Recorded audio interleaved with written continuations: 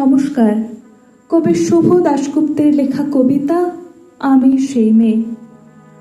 আমি সেই মেয়ে, বাসে, ট্রেনে, রাস্তায় আপনি যাকে রোজ দেখেন, যার শাড়ি, কপালের টিপ, কানের দুল আর পায়ের গোড়ালি আপনি রোজ দেখেন, আর আরো অনেক কিছু দেখতে পাওয়ার স্বপ্ন দেখেন।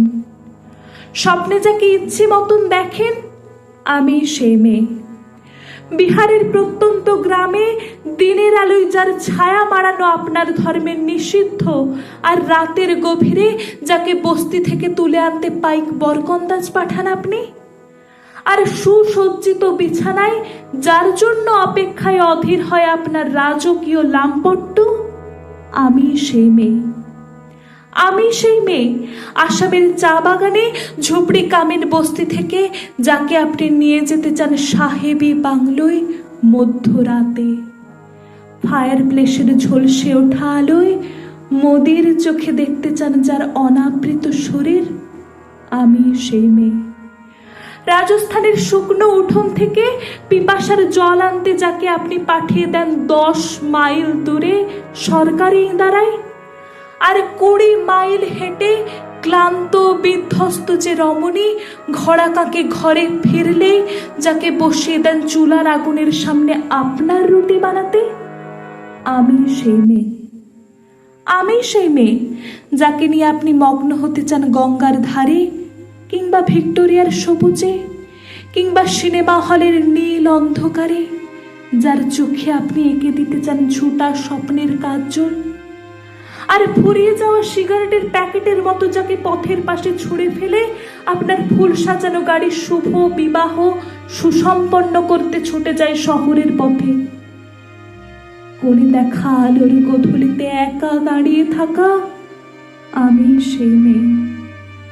আমি সেই মেয়ে, এমনকি দেবতারাও যাকে ক্ষমা করেন না, অহংকার আর শক্তির দম্ভে যার গর্ভে রেখে যান কুমারীর অপমান, আর চোখের জলে কুন্তি হয়ে নদীর জলে বিসর্জন দিতে হয় কর্ণকে আত্মযোগে, আমি সেই মেয়ে। সংসারের অসময়ে আমি ভরসা, আমার ছাত্র পড়ানো টাকায় মায়ের ওষুধ কেনা হয়, আমার বাড়তি রোজগারে ভাইয়ের বই কেনা হয়, আমার সমস্ত শরীর প্রবল বৃষ্টিতে ভিজতে থাকে, কালো আকাশ মাথায় নিয়ে আমি ছাতা হয়ে থাকি, ছাতার নিচে সুখে বাঁচে সংসার। আপনারা আমার জন্য অনেক করেছেন, সাহিত্যে, কাব্যে, শাস্ত্রে, লোকাচারে আমাকে মা বলে পুজো করেছেন, প্রকৃতি বলে আদিক্ষেতা করেছেন, আর শহরগঞ্জের কানাগলিতে ঠোঁটে রং মাখিয়ে কুপি হাতে দাঁড় করেও দিয়েছেন। হ্যাঁ, আমি সেই মেয়ে। একদিন হয়তো